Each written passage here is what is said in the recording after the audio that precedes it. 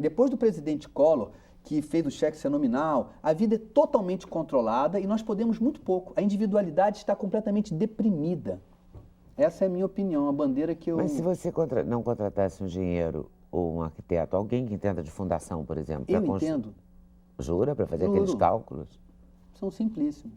Jura? Se não fosse tão simples, eu as favelas não existiriam, as favelas todas são construídas isso é verdade, sem não tem engenheiros ninguém ninguém fazendo o cálculo para a casa não cair. É um saber natural. De modo geral, a casa não cai. Eu adorei quando a profissão de jornalista, por exemplo, não ficou mais sendo obrigado a fazer universidade. Eu acho que não, Neda. Eu acho que assim, podemos discordar, mas eu penso assim, que há saberes que são naturais, entendeu? Por exemplo, a faculdade de entrevistar pessoas, a faculdade de aprender um fato e de escrever é um saber natural. Tanto que antes da profissão ser especializada, havia uma enorme quantidade de jornalistas. Ator é um saber natural.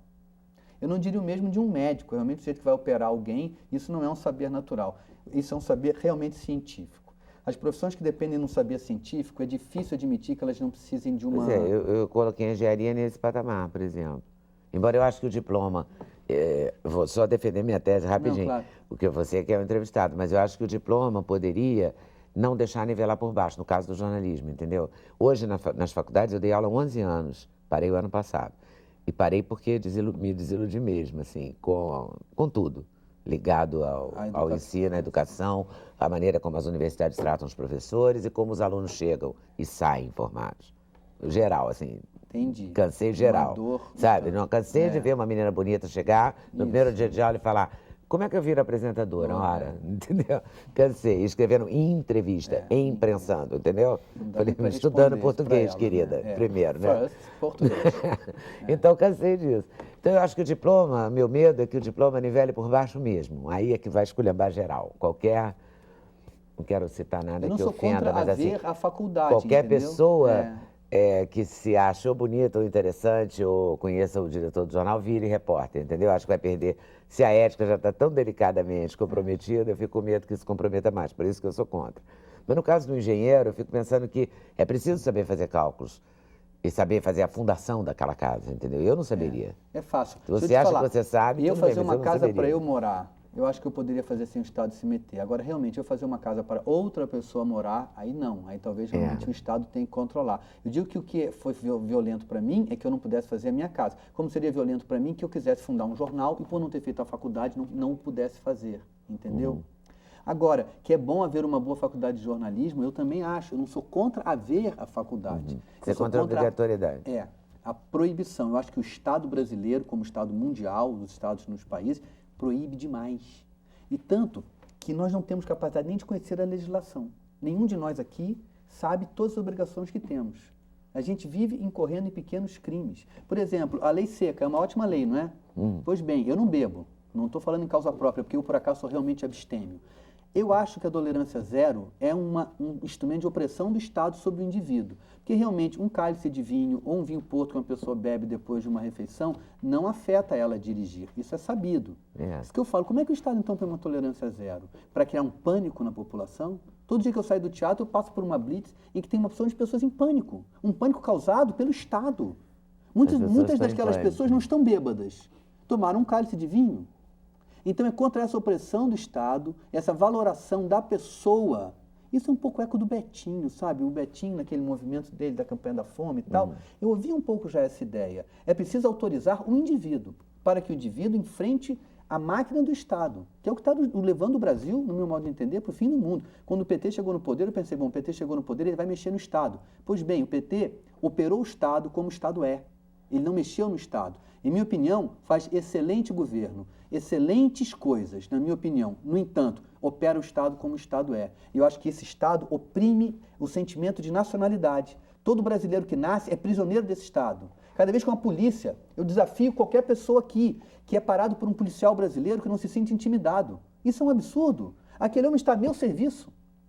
Eu não posso me sentir intimidado por ele. Eu não posso ter vergonha de ir numa repartição pública e ficar numa fila assim, achando que eu tenho que ficar naquela fila. Não! Aquela estrutura tem que funcionar para mim. Eu adoro estar aqui nessa televisão que é minha, que é sua, que é dele, que é dela, que é dele, que é de quem vai ligar para cá. Isso aqui, por acaso, é a nossa televisão. É disso que eu estou falando. Eu quero escrever uma peça sobre isso. De tal maneira Escreva mesmo. Você está tão mexido que Eu você estou está na hora. por isso. Estou em As ebulição. coisas estão em ebulição, é isso mesmo. Estou E mesmo. nos ignorantes você trata de que assunto? Trato disso. Trata disso também. Os Ignorantes é um espetáculo sobre os mecanismos, digamos assim, pretensiosamente falando, mais profundos da violência. Ele é um pouco sobre a sabedoria que há na ignorância e sobre a ignorância que há nos sábios. É um pouco essa tentativa de fazer um elogio a uma certa sabedoria popular brasileira em oposição à arrogância da academia. O que você acha que na sabedoria popular brasileira é mais perfeito, assim, merece destaque? A espontaneidade com o que as pessoas verdadeiramente sentem. O Brasil é um país fundado pela escravidão. A escravidão foi tirar aquelas pessoas de lá e principalmente tirar a cultura delas. Então nós vivemos esse drama até hoje. Existe uma elite branca brasileira, europeizada, que controla o país desde que o país é quem ele é. Mas existe uma enorme massa de pessoas que é o que a gente chama de brasileiro, né? Que entende mais ou menos do que está acontecendo, que não fala francês, que não fala inglês, que não sabe bem o que é. É dessas pessoas que eu estou falando. Essas pessoas, elas representam isso que nós também chamamos de cultura popular brasileira. Eu fiz um elogio a eles. Eu acho que essa forma aparentemente tosca de expressar o pensamento é, no entanto, poderosa, como Patativa do Assaré, como Cartola, como Garrincha, como tantas expressões dessa cultura que a gente, quando nomeia, reconhece. Eu quis dizer que esse modo de expressar conhecimento tem tanto ou maior valor do que o modo dito erudito, entendeu? Que não é apenas o saber acadêmico que expressa uma verdade sobre o Brasil. Veio da academia, mas veio da vida. Vem da vida, vem da espontaneidade e vem de uma cultura oral antiquíssima, vem de toda a tradição africana, vem de muitos lugares. É uma confluência de muitos rios que dá essa coisa que nós chamamos Brasil e que criou, por exemplo, o samba, né? Entre outras expressões da sabedoria nacional. Culturais. Os ignorantes sobre isso. Os ignorantes estão em cartaz há muito tempo. Eu o João Gilberto, né? Cantando muito tempo. o pato, até assinar. Você vem aí no filme agora? Fiz esse filme. Todo Mundo Tem Problemas Sexuais. Esse filme também é bem de polêmica, sabe? Porque esse filme fez de uma peça que nós fizemos, e o assunto desse filme são todos dramas que se passam em todo... Vocês podem falar comigo, tá? Se vocês quiserem, que senão você também um pouco só, querendo perguntar alguma coisa. Fique à vontade, eu falei isso na abertura. Não, ela falou. Eu falo toda a abertura. É uma figura, Pedro, né? Um grande figura. Estou no pique do programa. Agora que o teu programa diminuiu. Antes a gente ficava aqui um tempão, agora temos que ser assim. Mas vai dar tempo. Essa peça, todos os assuntos... É do Domingos de Oliveira? É baseado em cartas escritas para o jornal, pessoas que relatam problemas psicológicos e respondidas pelo psiquiatra Goldin. Ele responde as cartas. O Domingos reuniu aquilo, fez e esses problemas todos se dão em torno da vida sexual. Ao fazer a peça, eu falei para o Domingos, essa peça não pode ter... Tive uma intuição, ela não pode ter nudez, porque a nudez vai impedir a comicidade. Era uma mera intuição de ator, eu não sabia onde é que isso ia dar. E realmente nós montamos a peça sem nudez, com a revolucionária atitude de fazer a proximidade do ato sexual, todo mundo vestido. Ora, o público...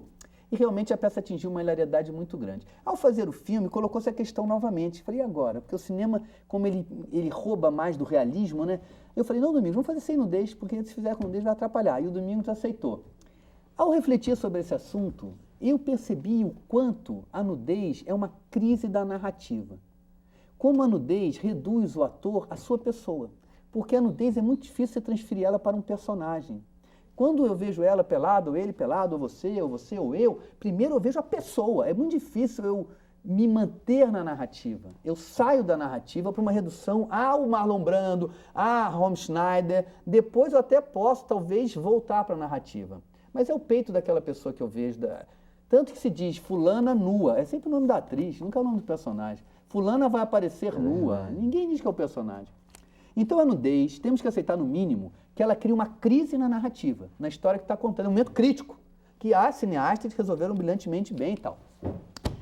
Ao pensar sobre esse assunto, eu fui me deparando com a quantidade de cenas de nudez e seminudez que estão espalhadas em todos os filmes brasileiros, na televisão brasileira. Aí você resolveu protestar e... E o quanto isso é igual uma indústria desonesta, novamente, é a venda de uma pornografia disfarçada. Eu nada tenho contra a pornografia ela mesma.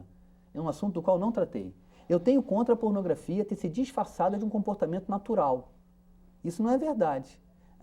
Na novela que eu vi outro dia, já tinha uma atriz, coitada, fazendo uma cena totalmente absurda. Ela meramente tomando um banho. Não há nenhuma dramaturgia passando por ali. Aquilo é mera exposição do corpo dela para cativar uma audiência. E isso é humilhante para as atrizes.